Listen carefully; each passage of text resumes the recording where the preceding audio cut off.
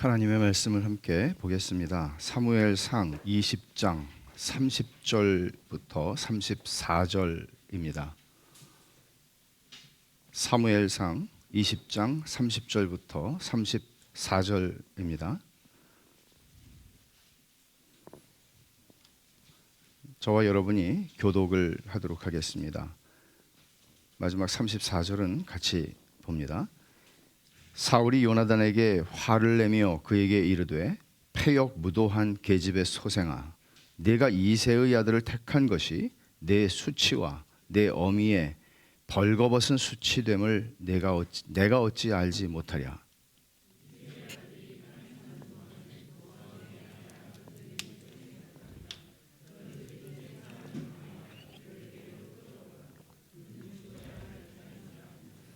요나단이 그의 아버지 사울에게 대답하여 이르되 그가 죽을 일이 무엇이니이까? 무엇을 행하였나이까?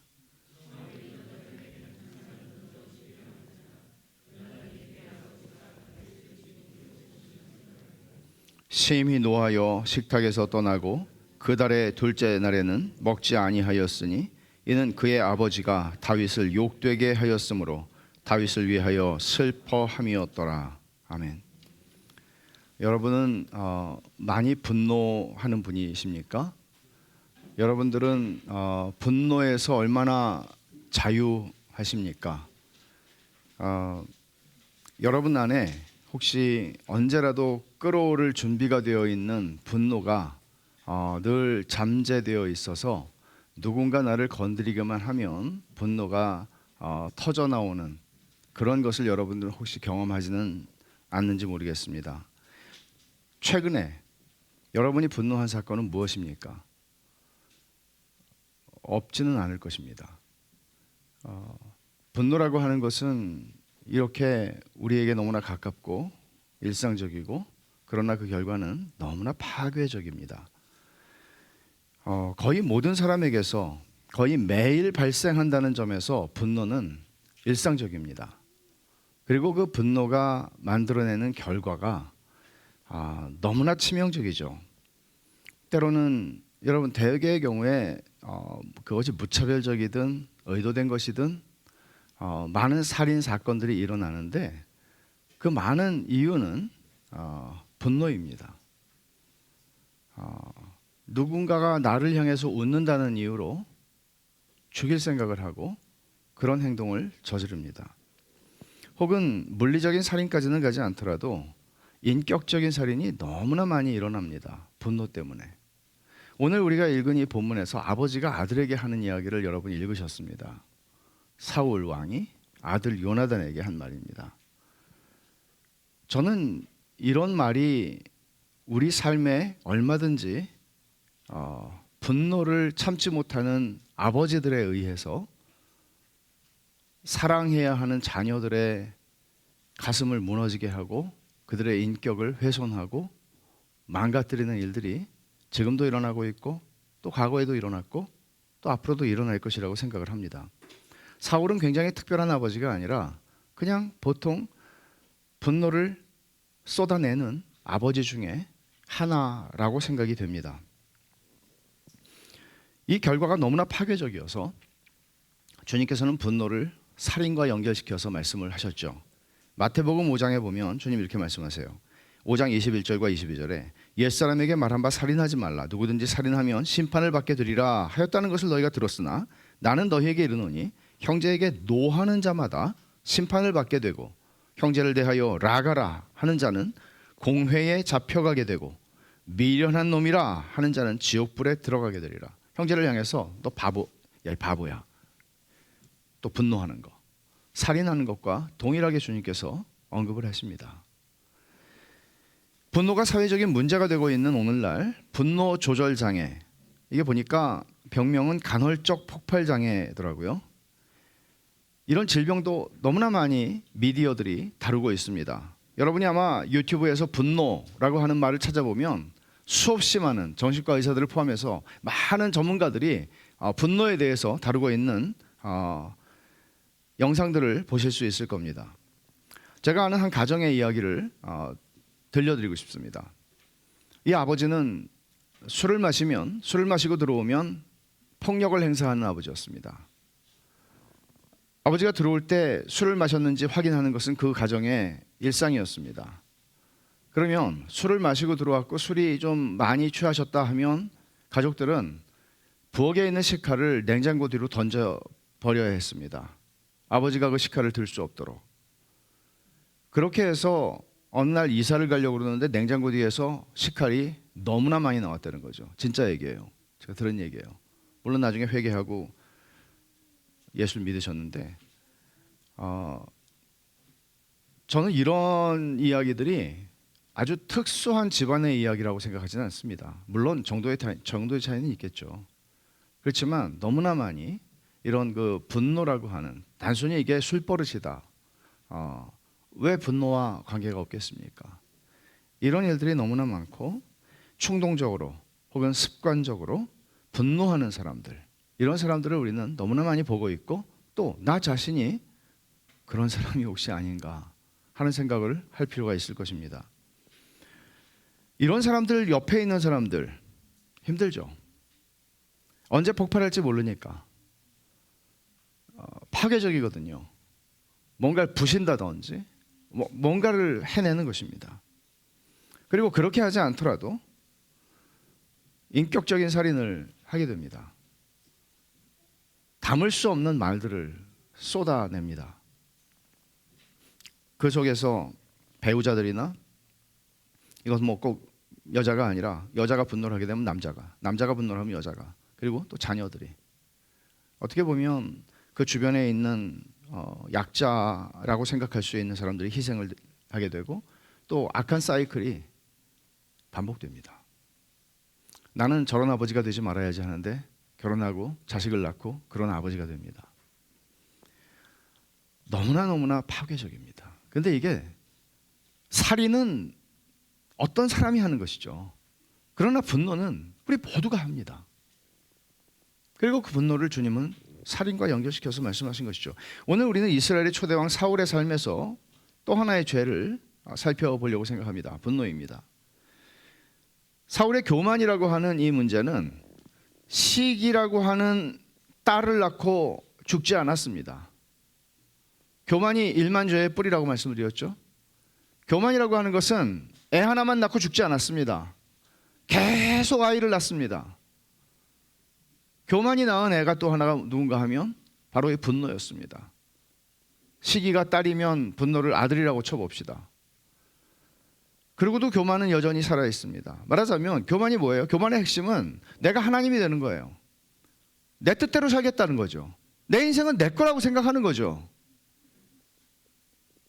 여러분, 성경은 하나님이 그를 대적하신다고 말씀합니다. 이 말을 우리가 잘 이해를 해야 될 것은, 그때도 제가 우리가 교만하게 되면은, 교만한 예수를 믿고 살아가면서 하나님 그리스도 안에 있는 사람이 교만하면 하나님이 그때부터는 대적하신다, 그런 의미는 아닙니다. 하나님께서 당신의 자녀들을 사랑하십니다. 그리고 근본적으로 하나님의 자녀는 진정한 교만에 이를 수 없습니다.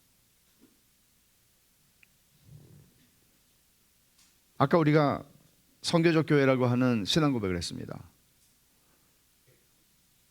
내 안에 사는 것은 내가 아니고 내 안에 사는 것은 그리스도입니다. 내 인생은 그리스도의 것입니다.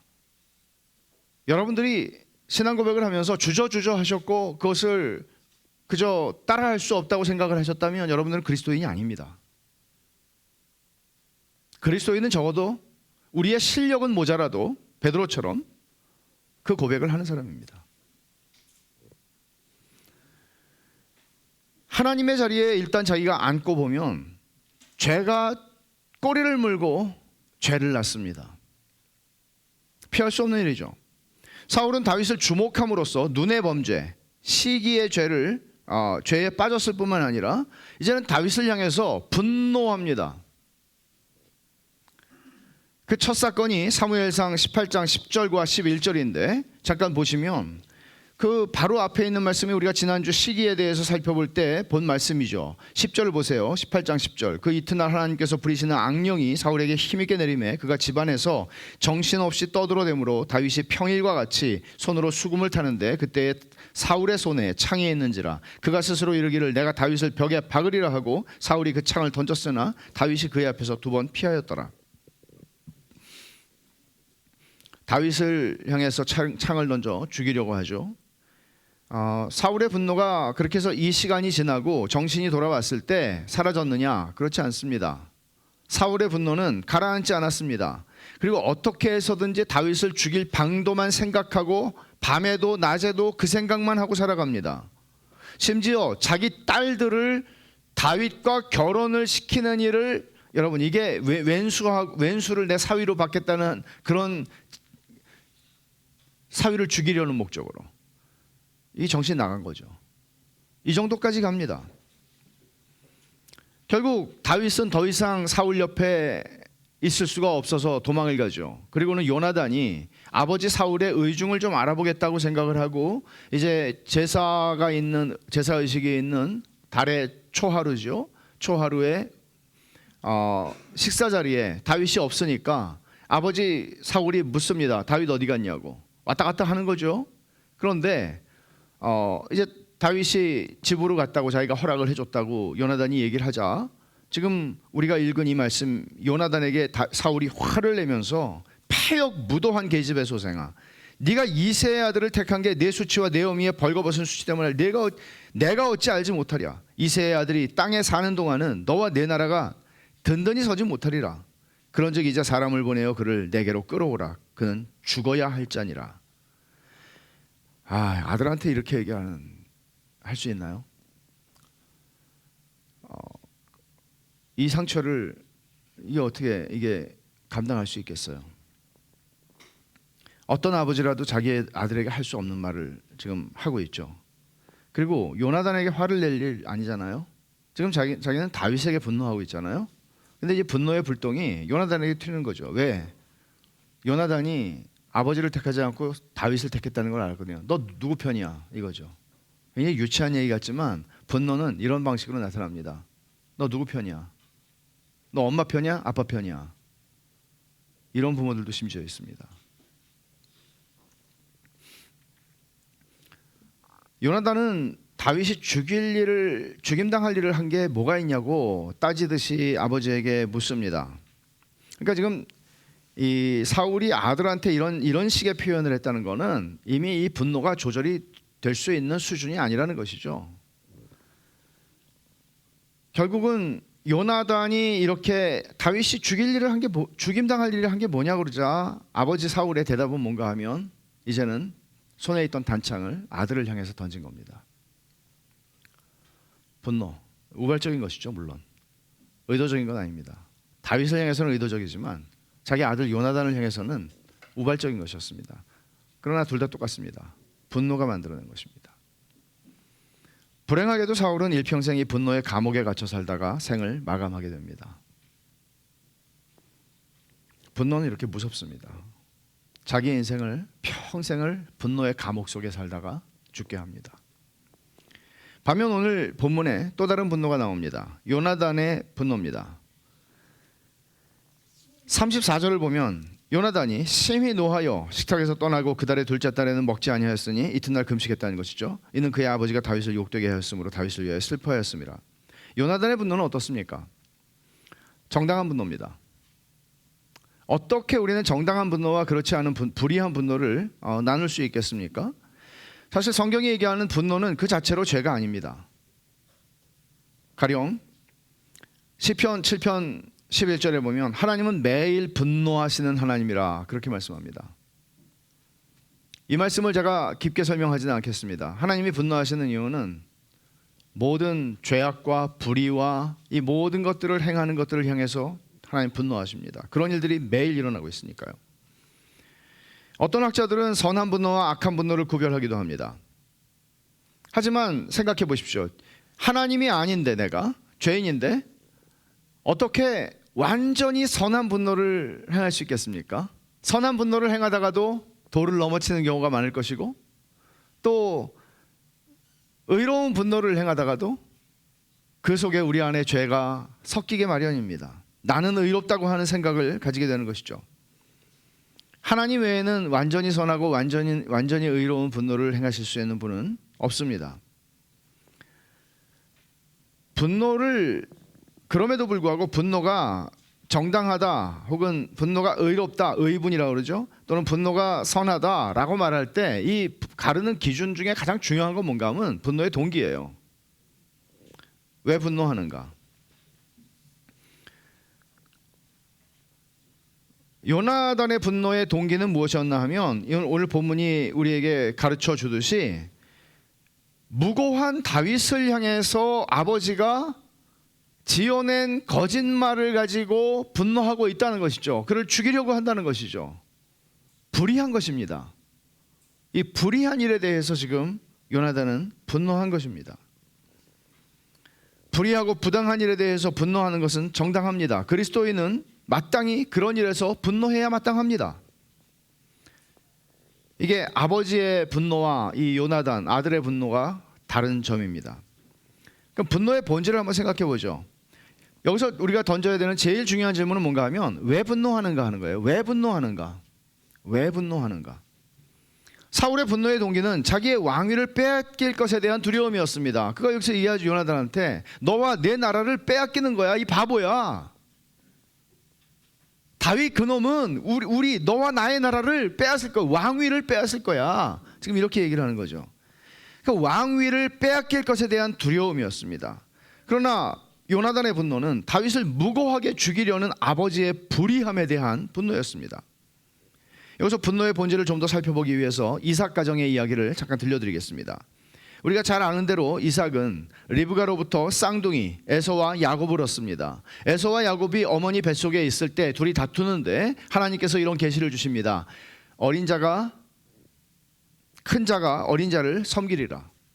말하자면 쌍둥이인데 형이 동생을 섬길 것이라는 계시를 주십니다. 이것을 리브가도 알았고 이삭도 알았습니다. 하지만 아이들을 낳고 기르는 가운데 이 쌍둥이를 기르다 보니 아버지 이삭은 에서가 더 마음에 들었고요, 어머니 리브가는 야곱이 더 마음에 들었습니다. 편애가 일어난 겁니다.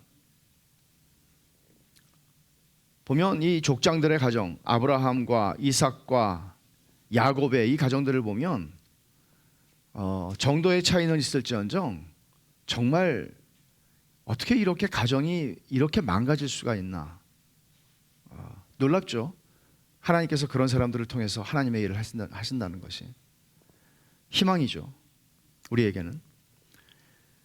그리고는 그러니까 자식들이 그렇게 쌍둥이인데 그런 식으로 큰 거죠, 경쟁하면서. 그리고는 아버지 이삭이 나이가 들어서 눈이 어두워졌을 때 에서를 부릅니다. 조용히 불러서, 에서는 사냥꾼이죠. 너 사냥해서 아빠 좋아하는 별미를 좀 만들어 와. 그럼 먹고 내가 널 축복할게. 이제 세상을 떠날 것을 알고 그렇게 합니다. 에서가 나가고 어머니 리브가가 그 얘기를 듣습니다.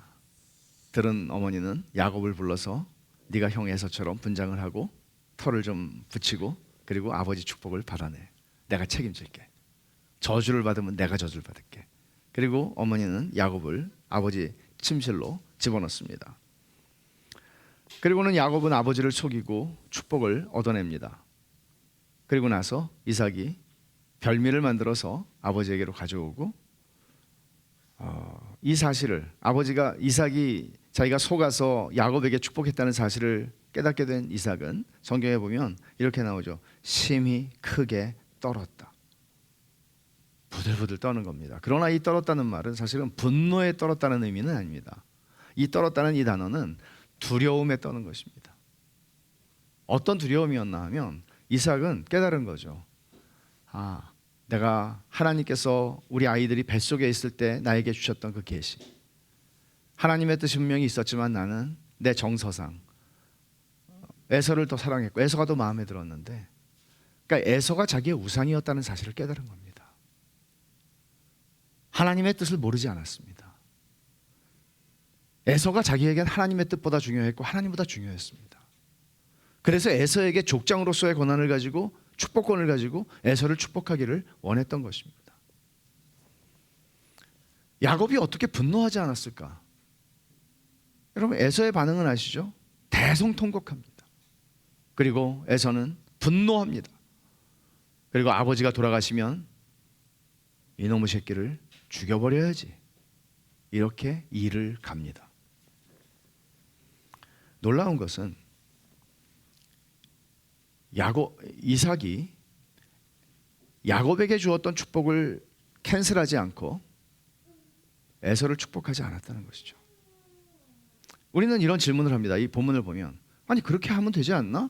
축복이라는 게 딱 요만큼 광주리에 요만한 주머니에 있어서 요거를 야곱한테 다 줘서 다시는 줄 게 없다는 얘기인가? 그렇지는 않죠. 그렇지는 않죠. 총량의 법칙에 있는 건 아니죠. 그러나 이삭은 자기의 우상을 깨달았기에 그렇게 행하지 않습니다. 이것이 이삭을 분노하지 않게 했던 깨달음이었습니다. 동일한 사건에 대해서 이삭이 분노하지 않았고 에서가 분노했다는 사실이 보여주는 것은 우리의 우상이 누구인가를 발견하고 찾는가 하는 문제가 분노와 관련해서 굉장히 중요하다는 사실을 가르쳐 줍니다. 에서는 이 사건을 통해서 자신의 우상을 발견하지 못했고 그것을 하나님 앞에서 해결하지 못했기 때문에 상당히 오랜 시간 자기의 인생 속에서 분노의 감옥에서 인생을 살아가게 됩니다.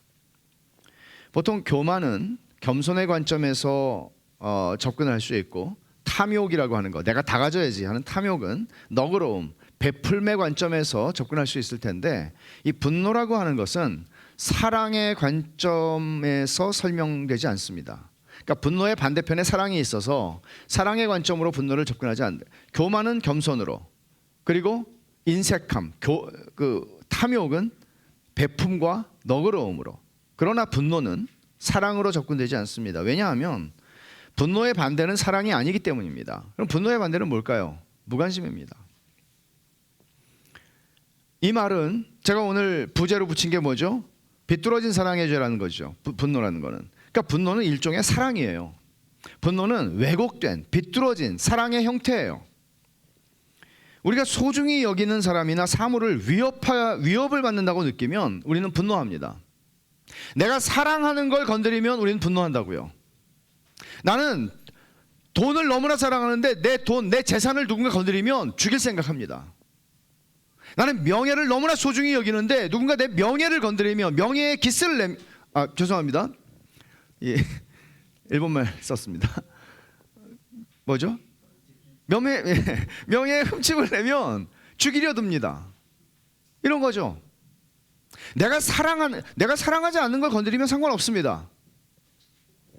건드려도 괜찮습니다.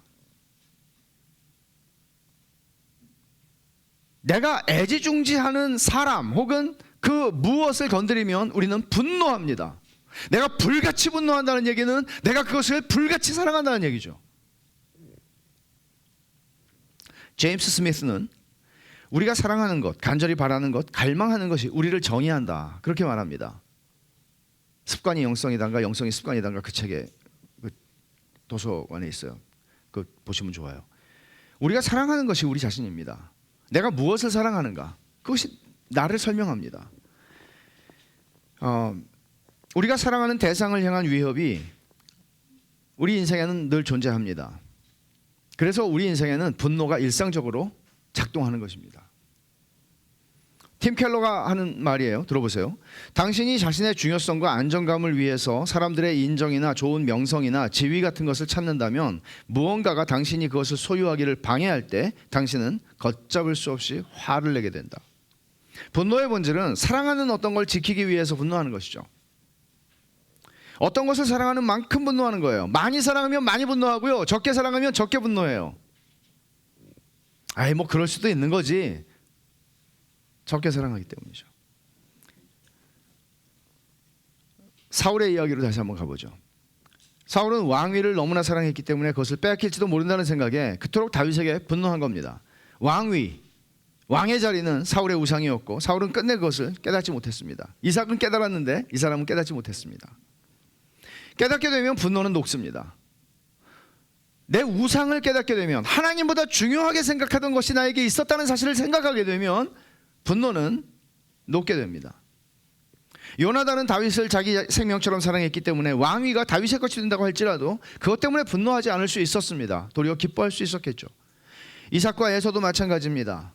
이삭은 내가 하나님보다 에서를 더 사랑했다는 사실을 알고 그 사실 앞에, 하나님 앞에 나아간 겁니다. 이 사이에 그런 일이 일어난 겁니다. 행간 속에서 일어난 거죠. 그러나 에서는 그렇지 않았습니다. 에서는 자기 배를 사랑했고, 그래서 팥죽 한 그릇에 장자권 팔았죠. 힘을 사랑했습니다. 그리고 그는 지금이라는 현실, 지금이 영혼보다 언제나 중요했습니다. 그래서 야곱에게 분노한 겁니다. 분노가 비뚤어진 왜곡된 형태의 사랑이라면 우리는 어떻게 사랑이라는 건 좋은 거잖아요. 하나님은 사랑이시라. 사랑은 좋은 거잖아요. 좋은 건데 그 사랑의 그 아름다움이라고 하는 그 원형을 어떻게 우리는 복원할 수 있을까요? 우리 안에 비뚤어진 사랑을 고쳐서 그것이 진짜 사랑이 된다면, 그리고 그 사랑이 아름다운 것이 된다면 우리는 더 이상 분노하는 인간이 아니라 친절한 사람이 될 수 있겠죠. 사랑스러운 사람이 될 수 있겠죠. 우리가 사랑의 아름다움을 복원하게 될 때 분노는 자연스럽게 우리에게서 자취를 감추게 될 것입니다. 분노의 해독제는 엄격한 금욕주의, 절대로 화를 내지 않으리라. 속에서는 부글부글 지금 끓고 있죠.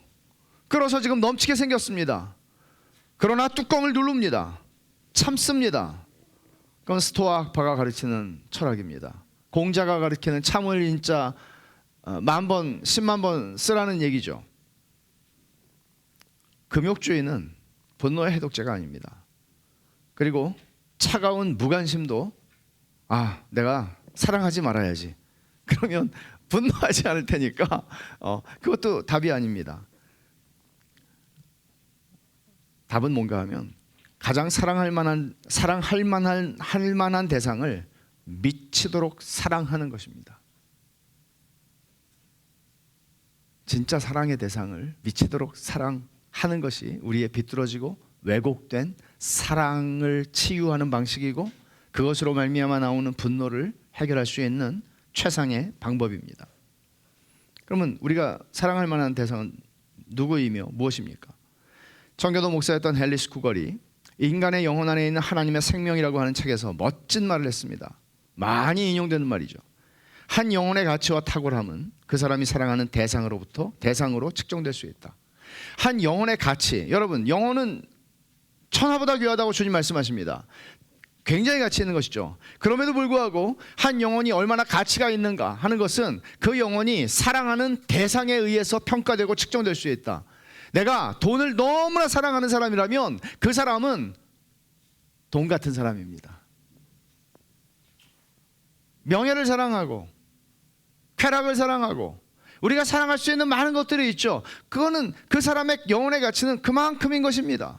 그렇게 측정될 수 있다는 것입니다. 헨리 스쿠걸이 하는 얘기는 무엇이겠습니까? 그의 말의 핵심은 우리가 가장 사랑할 만한 대상인 하나님을 사랑한다면 그 사람의 영혼의 가치는 하나님만큼이다. 하나님이 된다는 얘기를 하는 건 아니죠. 하나님의 영광에 이를 만큼 가치 있고 탁월한 존재로 평가될 수 있다는 것입니다. 세상은 여러분, 세상은 우리의 인간의 가치를 어떻게 평가합니까? 그 사람이 얼만큼 배웠는가? 그 사람이 얼만큼 소유했는가? 그 사람이 얼만큼의 권력을 가지고 있는가? 그 사람이 얼만큼의 안정적인 어떤 삶을 가지고 있는가? 이런 것들로 세상은 우리를 평가합니다. 그러나 성경은 우리에게 어떤 새로운 다른 평가 방식을 주는데, 그건 뭔가 하면 내가 무엇을 사랑하는가, 내가 누구를 사랑하는가 하는 것입니다. 우리는 복음을 통해서 이 사실을 거듭 들을 필요가 있습니다. 그렇게 하나님께서 우리의 사랑과 마음을 온전히 사로잡으시도록 끈질기게 내가 하나님을 추구하게 될 때 우리의 내면에서 악한 분노는 사라지게 됩니다. 하나님을 사랑할 때, 하나님 말고 이것도 사랑하고 저것도 사랑하고 누구든지 내 영역을 침범하면 죽일 거야, 이런 분노가 사라지는 거죠. 여보, 나는 여기까지는 괜찮아. 그렇지만 여기를 넘었으면 죽음이야. 그렇게 하지 않습니다. 이 일을 위해서 우리가 기억해야 할 사실이 있습니다. 주님은 우리의 잘못된 사랑에 대한, 삐뚤어진 사랑에 대한 대가를 다 치르셨습니다. 우리의 삐뚤어진 사랑이 만들어낸 살인과 가인으로부터 시작한 것이죠. 인류 역사 속에서, 그리고 우리가 자유롭지 않은, 아담의 후손으로서 자유롭지 않은 우리의 모든 사랑은 왜곡되어 있고 비뚤어져 있고, 그래서 분노하고 누군가를 마음속으로부터 죽이고 누군가의 인격을 살해하고, 이런 일들이 우리 삶 속에서 수없이 많이 있었습니다. 저의 삶에서도 그랬습니다. 그러나 감사한 것은 주님께서 이 모든 것에 대한 대가를 다 치르셨다는 것입니다. 정말 좋은 소식이 아닙니까? 이 사실을 안다면 우리는 더 이상 거짓되고 일시적이고 자기 중심적인 대상에 목매어 우리의 사랑을 거기에 걸지 않아도 된다는 얘기입니다. 우리는 참되고 영원하고 우리를 위해서 독생자도 아끼지 않은 하나님을 신뢰하고 하나님만을 우리의 궁극의 사랑의 대상으로 삼고 살아갈 수 있고, 그분이 내 사랑의 최고의 대상이라고 하는 사실을 알고 갈 수 있는 것이죠. 복음 외에는 분노라는 치명적인 죄를 이길 수 있는 방법은 없습니다.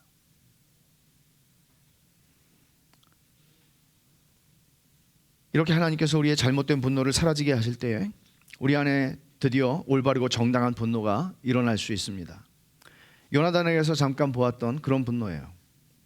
우리가 정의로움, 인격, 사람의 인격이요, 그리고 하나님의 영광 등이 짓밟히고 있는 것을 보면서도 분노하지 않는다면, 물론 겁이 나서 두렵기 때문일 수 있죠.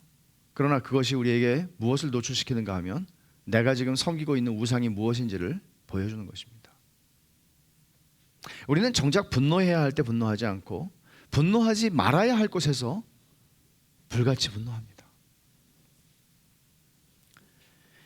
여러분, 하나님을 모욕하는 골리앗, 사무엘상 17장에 나온 얘기죠. 하나님을 모욕하는 골리앗에 대해서 다윗이 분노를 했습니다. 분노했다는 말, 화를 냈다는 말이 나오진 않습니다. 그러나 그의 말들을 보면 이건 분노입니다. 다윗이 이렇게 말하죠. 이 할례받지 않은 블레셋 사람이 누구이기에 살아계시는 하나님의 군대를 모욕하겠느냐.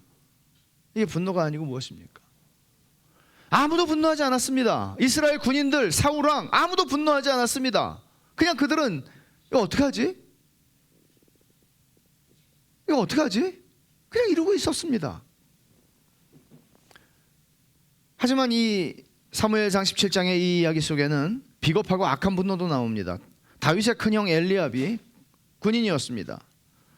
다윗이 하는 말을 들었습니다. 그리고 말하죠. 큰형 엘리압이 다윗이 사람들에게 하는 말을 들은지라 그가 다윗에게 노를 말하여 이르되 내가 어찌하여 이리로 내려왔느냐, 들에 있는 양들은 누구에게 맡겼느냐, 나는 내 교만과 내 마음의 완악함을 아노니 내가 전쟁을 구경하러 왔구나.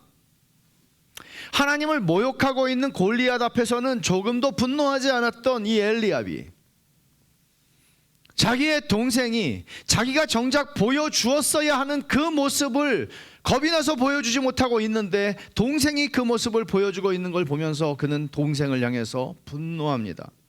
이런 비겁하고 비열하고 악한 분노들이 너무나 많은 아버지들을 통해서 자녀들에게 주어집니다. 어머니들을 통해서도요.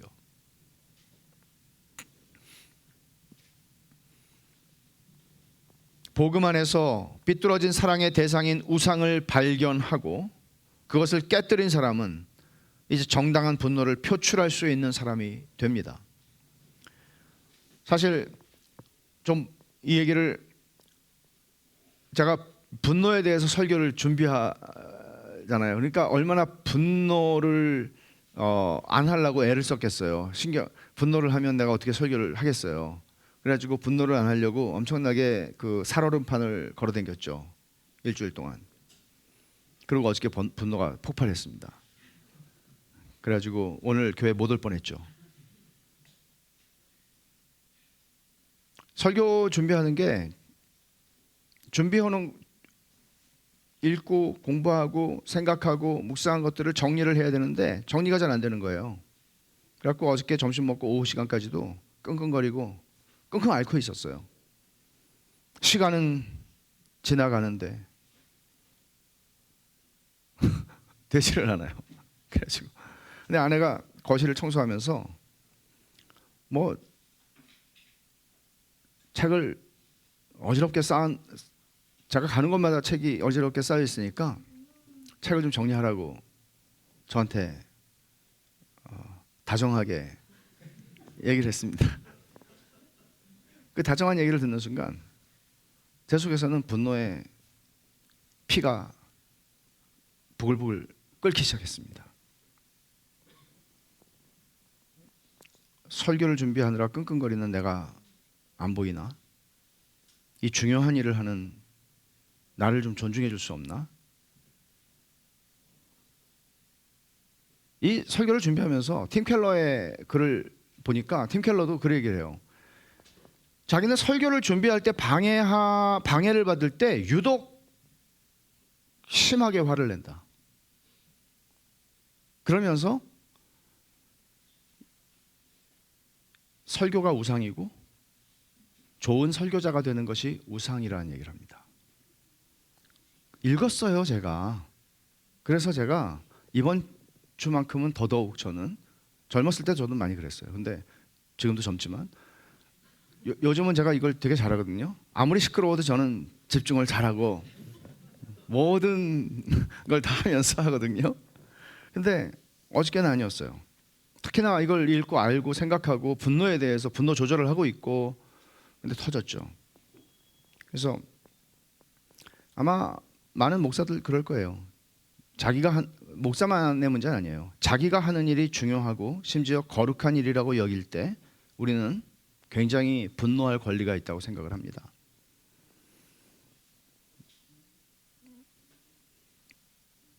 결국은 분노의 사건을 통해서 제 우상을 하나님께서 머리가 아니고 가슴으로 알게 하셨습니다.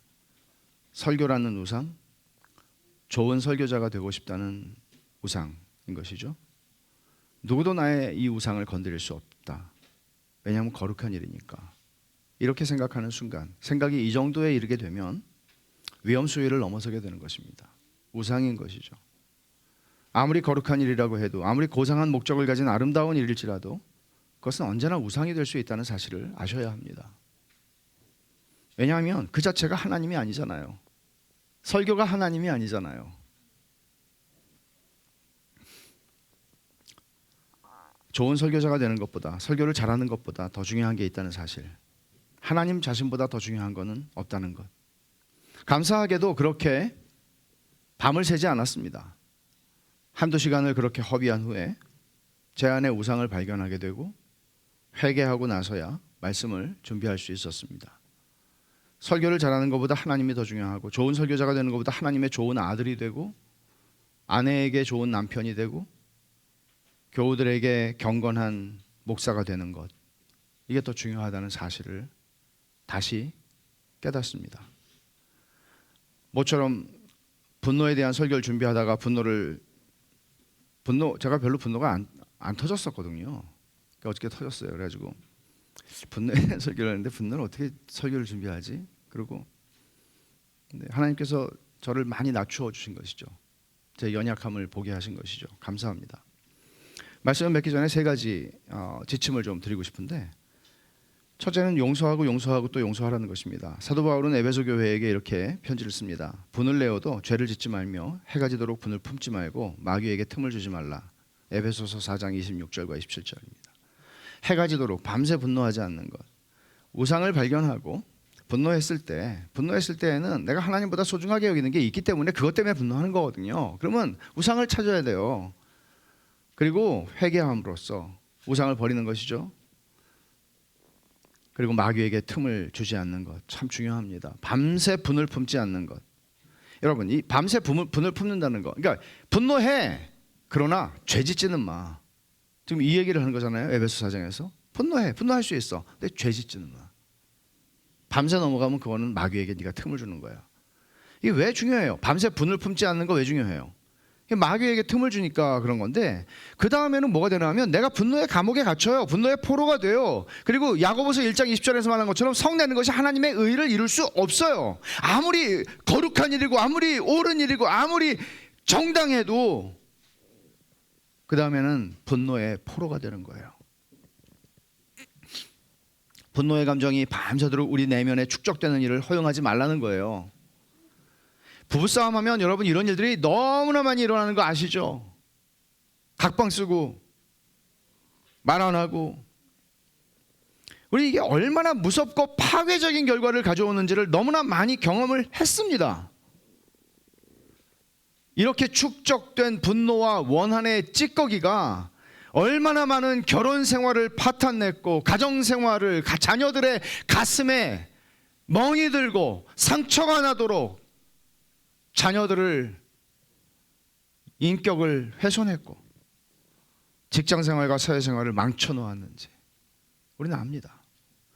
분노와 원한의 찌꺼기들이 왜 생깁니까? 밤새도록 원한을 품는 겁니다. 잠언 말씀입니다. 30장 33절에 대저 젖을 저으면 엉긴 젖이 되고 코를 비틀면 피가 나는 것 같이 노를 격동하면 다툼이 남이니라. 마음이라고 하는 것은 무한 반복 재생 장치라고 생각할 수 있어요. 밤새도록 리플레이를 하는 겁니다. 밤새도록 슬로우 모션으로 또 봅니다. 보이지 않던 것들이 보이죠. 정말 그놈 나쁜 놈 중에서도 나쁜 놈이구나. 밤새도록 질리지 않도록 무한 반복 재생합니다. 그리고는 더 끌어올릅니다. 그 얘기를 하는 거예요. 젖을 저으면 엉긴 젖이 되고 코를 비틀면 피가 나는 것처럼 노를 격동하면 다툼이 남이니라. 밤새도록 분노의 상황을, 내 분노가 일어나게 된 상황을 리플레이하는, 계속 반복 재생하는 거예요. 그리고 우리의 분노를 휘저어요. 그래서 분노가 점점 커져서 다툼과 사고를 만들어낼 때까지 하는 겁니다. 이게 뭐예요? 마귀에게 틈을 주는 거예요. 마귀에게 아예 자기를 넘겨주는 거죠. 이 말은 적극적으로도 이해할 수 있는데 용서하기를 속히 하라는 것입니다. 빨리 용서하라는 거예요. 용서하지 않는 마음이 우리 안에서 분노의 피를 끓게 하는 불이 돼요. 용서를 하지 않으면 그게 불이 피를 지금 끓이는 거예요. 계속. 근데 여러분, 용서하지 않으면요, 우리의 분노의 피가 끓는 점이 빨리 이르게 돼요. 점점. 지난번에는 한 1시간을 불을 떼야 이게 폭발을 했는데 이제는 30분 안에 폭발합니다. 그리고 10분 안에 폭발합니다. 분노와 원한의 찌꺼기가 쌓이지 않게 하셔야 돼요. 용서가 분노의 최적의 대안입니다. 분노의 감정을 억누르는 것이 아니에요. 억누른 분노는 언젠가 억누른 만큼의 폭발력을 가지고 터집니다. 용서만이 분노의 뿌리를 제거하고 분노, 원한의 찌꺼기를 제거할 수 있습니다. 바울 사도의 말씀입니다. 에베소서 4장 31절 32절 한번 같이 찾아봅시다. 에베소서 4장 31절.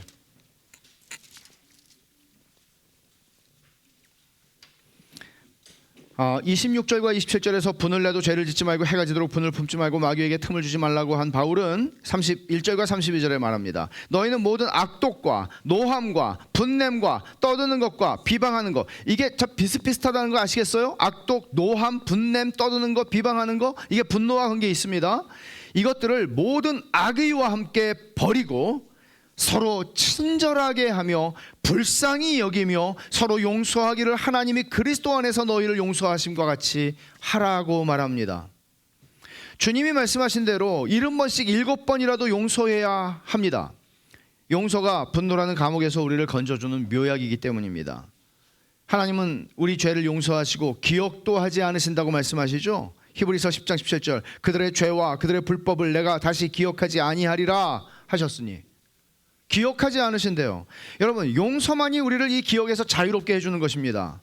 우리는 누군가 나에게 행한 옛 죄를 기억하고 끊임없이 분노에 머무는 경험을 합니다. 밤새도록 리플레이 하는 거죠. 밤새도록 그걸 다시 생각하고 다시 생각하는 거죠. 용서는 기억하지 않는 것입니다. 그래서 기억하지 않는 게 어떻게 가능합니까? 맞아요. 용서가 기억하지 않는 것이고 이것은 은혜로밖에는 안 됩니다. 하나님이 나를 용서하신 복음의 은혜와 하나님의 선하심을 깊이 맛보고 경험하는 일이 늘 일어나야 이게 됩니다. 둘째, 분노의 원인을 살펴보십시오. 자신의 과도하고 삐뚤어진 애정이 누구를 혹은 무엇을 향하고 있는지를 생각하셔야 합니다. 이렇게 생각해요. 내가 분노했어요. 이게 그렇게 중요해? 내가 분노할 만큼, 내 사랑하는 아내에게, 내 사랑하는 자녀들에게 분노할 만큼 이게 중요해? 하나님보다 중요해? 내가 도대체 무엇을 그렇게 사랑했기 때문에 이렇게 분노하는 거지? 모르십시오. 가령 우리가 자녀들보다 자기를 더 사랑하게 되면 자녀들의 불순종에 대해서 정당한 분노가 아니고 악한 분노를 행사하게 되어 있습니다. 아마 부모들은 다 경험해 보셨을 거예요. 자녀를 사랑하는 게 아니고 나를 사랑하는 거죠. 내 자녀들이 뭔가 잘못되면 내가 창피하니까 분노합니다. 그래서 우리는 분노의 원인을 살펴보는 것이 첫 번째고요. 그리고 분노한 자기 자신 안에서 내가 하나님보다 더 귀하게 여긴 우상이 뭐지? 그걸 발견하는 것입니다. 그리고 그걸 발견했을 때에는 하나님 앞에 회개함으로 그 우상을 버리고 다시 하나님을 사랑해야 합니다. 그리고 더 나아가야 합니다. 우리는 우리에게 잘못한 대상을, 나에게 잘못해서 나를 분노하게 한 대상을 용서해야 합니다. 끝이 아닙니다. 내가 분노했던 그 대상에게 용서를 구해야 합니다. 분노의 원인을 살피십시오. 우상을 발견하십시오. 그 우상을 회개함으로 버리십시오. 내가 분노한 대상을 용서하십시오. 그리고 내가 분노했던 대상에게 용서를 구하십시오.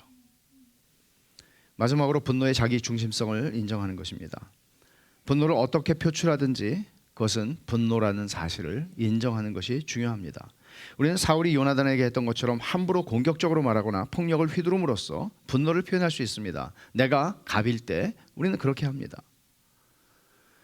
꼭 갑이 아닐지라도, 꼭 뭐 갑이다 을이다 뭐 이런 차원이 아닐지라도 되게 약자인 경우에는 큰 다툼이나 사고를 일으키고 싶지 않다는 이유로도 그럴 수 있고, 상대를 무시하고 침묵함으로써 이게 삐진다고 그러잖아요. 삐짐으로써 며칠 몇 달 말하지 않음으로써 우리의 분노를 표현하고 이것으로 복수를 합니다. 이렇게 하면은 나는 적어도 분노를 폭력적으로 표출하지 않았어, 나는 그래도 참았어 라고 자기를 정당화할 수 있고 자기를 스스로 위로할 수 있겠지만 천만의 말씀입니다. 이거는 분노의 더 야비한 복수입니다. 이걸 인정하지 않으면 은혜를 받을 수 없습니다. 하나님 앞에 나아갈 수가 없습니다. 모든 악한 분노는 자기 중심성에서 출발합니다. 그래서 이런 분노는 언제나 공정하지 않습니다. 자기만의 시나리오를 쓰는 거죠. 탕자의 형이 아버지는 나를 위해서 염소새끼 한 마리 잡아준 적이 없는데 라고 말합니다. 공정하지 않습니다. 그러니까 분노한 이유입니다. 자기 시나리오 쓰는 거예요. 자기 장부 쓰는 거예요. 날마다 회개하는 신자로 살아가는 것이 우리에게 왜 중요할까요? 우리는 분노가 죽음에 이르는 죄라는 사실을 압니다. 기억합니다. 오늘 이 말씀에서 우리는 배우죠. 그리고 우리의 내면에서, 일상에서 이 분노의 문제를 가볍게 여길 게 아니라는 사실을 배웁니다. 가벼운 게 아닙니다. 사소한 게 아닙니다. 매일 우리는 우리의 분노에 대해서 자기 중심성을 회개해야 하는 사람이라는 사실을 아십시오. 이렇게 생각할 수 있잖아요. 제일 많이 일어나는 게 부부관계예요. 부모 자식 관계고요. 왜냐하면 사회에서 그렇게 분노하면 진짜 갑 중에 갑이 아니면 사회생활 못하죠. 그래서 직장에서 그렇게까지는 안 해요. 그러나 누구에게나 쉬운 사람이 있는 법입니다. 누구에게나 쉬운 사람이 있습니다. 그 사람을 만나서 여러분이 어떻게 하시는가 하는 것이 제일 중요합니다.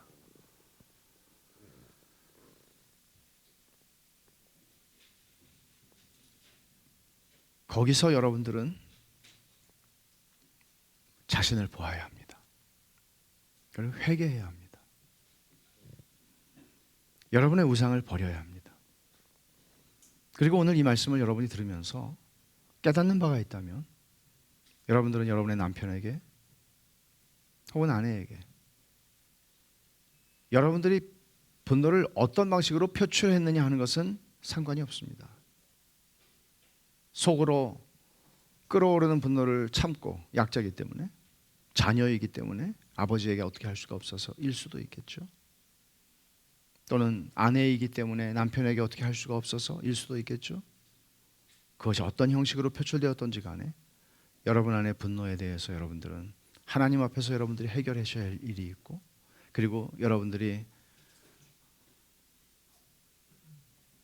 분노했던 사람에게 용서를 구해야 하고 여러분이 분노했던 사람을 용서해야 합니다. 이 찌꺼기가 여러분의 삶에 남아있게 되면 그것은 아까 에베소서 4장에서 바울이 말한 것처럼 위험한 일입니다.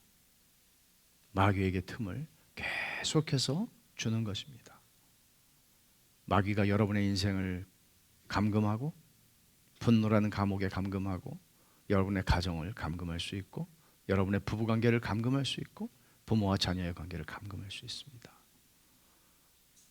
그리스도께서 우리를 이 모든 감옥으로부터 자유하게 하셨습니다.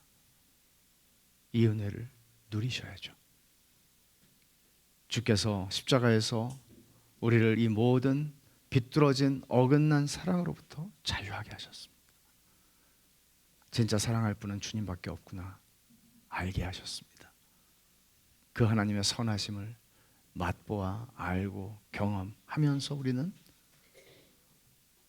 불의한 분노로부터 자유함을 얻게 되고 정당한 분노를 드러낼 줄 아는 사람으로 가는 것입니다. 기도합시다.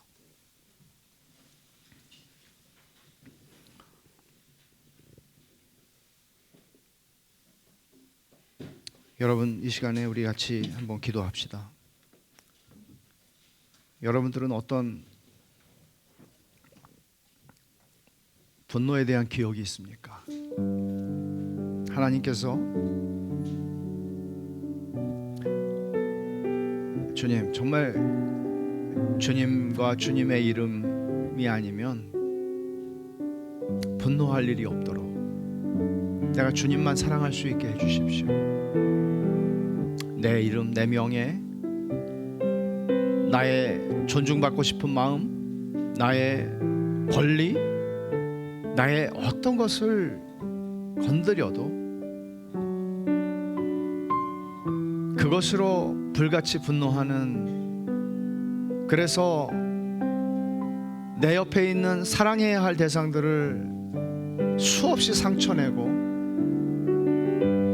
망가뜨리는 인생이 아니라 주님, 정말 내 안에 있는 이 모든 분노와 원한의 찌꺼기들이 다 녹아지고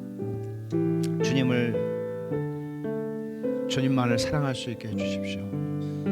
그리고 여러분, 생각나는 사람이 있다면 여러분이 제일 많이 분노를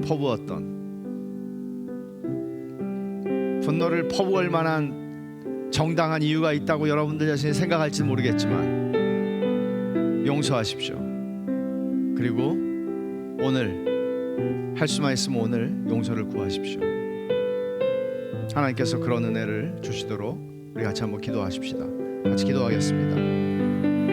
하나님 아버지, 고맙고 감사합니다. 오늘 주님이 주신 말씀을 저희 가슴에 새깁니다. 하나님 아버지, 주님만을 더 사랑할 수 있게 해주시고 주님 외에는 다른 것을 사랑하지 않게 해주십시오.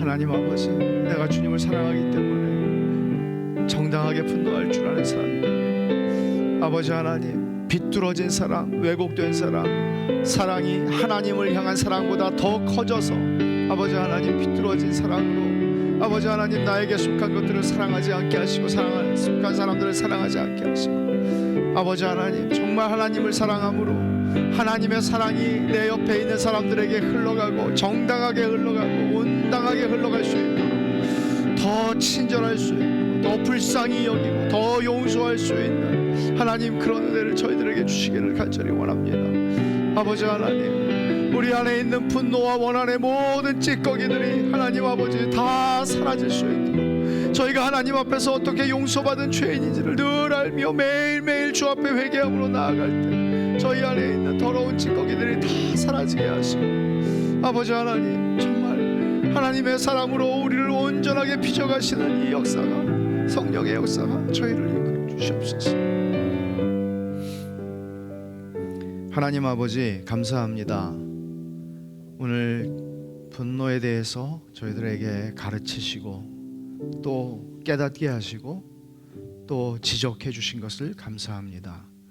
하나님 아버지, 너무나 정당하다고 생각하고 분노했고 또 분노가 별것이 아니라고 생각하며 살아왔습니다.